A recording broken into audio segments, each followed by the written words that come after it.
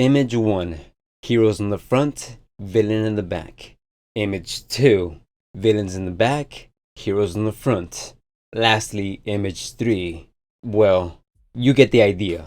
3 different images that share the same layout, yet they're all from different entertainment media: movie, anime, and video game. This layout has been a trope for many fictional posters, and it helps us identify who's who in the story. Heroes that we follow along are in the front and center, as they're the characters we'll see the most, while the mastermind villain in the back, as we'll see them here and there throughout the story on what they're plotting next behind the scenes. With this in mind, I want you to take a look at this image and imagine that this is your first time laying eyes on it. No connections with the characters and without the knowledge on who they are.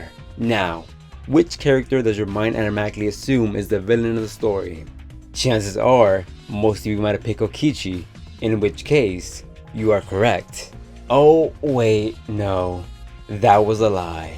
Kokichi is in fact the anti-hero of the story, possibly even debatably the hero. But like many of you, I was deceived and believed he would be the villain, and that deception began with this single image of the game.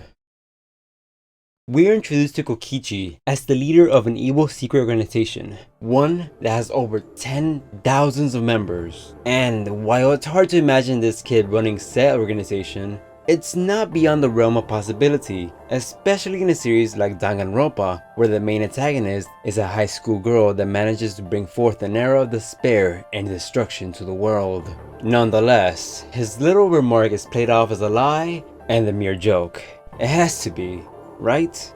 That question kept looming over me throughout the game. I wasn't really certain if what he said was some twisted reverse psychology of putting the truth in the open where it would be least expected of suspicion. But as the game went on, his actions became more and more antagonizing by the chapter. Always lying, leading people to astray, acting on his own behind the scenes. These are traits of a villain. Finding enjoyment in the killing game, playing with people's emotions, setting traps for everyone. There's no doubt that this guy's the mastermind. Manipulating to get what he wants, using others to get what he needs, telling the truth when it benefits him. The clues are all there. He's the one behind it all, right? This world is mine!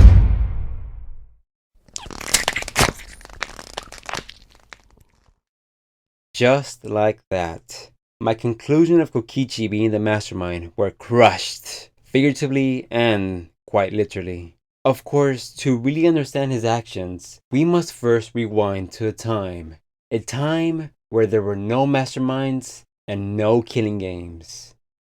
This is Kokichi Oma, the leader of DICE, his so-called evil organization, and these are his goons. With them, he brings forth mischiefs and pranks upon society, not giving a damn about the consequences and the inconvenience it brings to people. As far as rules go, they don't seem to bother following them, with the exception of one: no killing. Now, why would a group of menace to society care about the well-being of others? Because the answer is, they're not as evil as one might think. Truth be told, they're actually doing society a massive favor by playing the villain role. And what I mean by that, we have to look at chapter 6. It's stated that the world of Danganronpa is a peaceful, calming, and overall boring place. So boring, in fact, that the people living in it needed to find stimulation on something extreme like the killing games of Danganronpa. So it's likely that Kokichi and his group do what they do just for the sake of spicing things up and giving people the enjoyment they so desire. While I do understand that his backstory, along with everyone else's, is just made up fiction for the characters, it's not hard to believe that the world of Danganronpa bleeds into the fiction of each character's backstory to some extent, making it that much harder to distinguish between reality and fiction. Of course, there's still some more evidence that backs up my claims. During the mode Love Across the Universe, if you take Kokichi to the AV room as a date, you'll be given 3 of the following options. Watch a documentary on either bugs, criminal organization, or the police. The ones I want to focus our attention to are these 2 specifically. Within these options, he states the following: watching documentaries like these makes my heart ache. Why can't these people ever think about giving instead of taking from each other? The world could be so peaceful if people just change themselves. That makes me so sad. And I truly respect police officers. They fight the bad guys for the country, but the public blames them anyways. It's really weird to me that people don't respect the police more.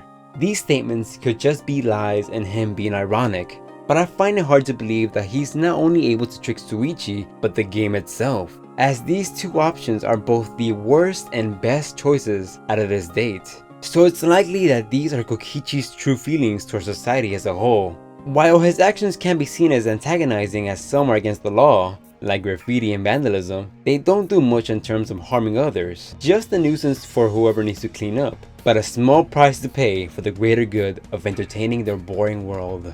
Besides, him being a quote-unquote villain will not only contradict everything I've stated so far, but the relationship with his goons. As your typical villain has no remorse towards their followers, they'll use them as cannon fire and human shield within a blink of an eye. In Kokichi's case, it's quite the opposite. The truth lies within his own ultimate talent, being a supreme leader.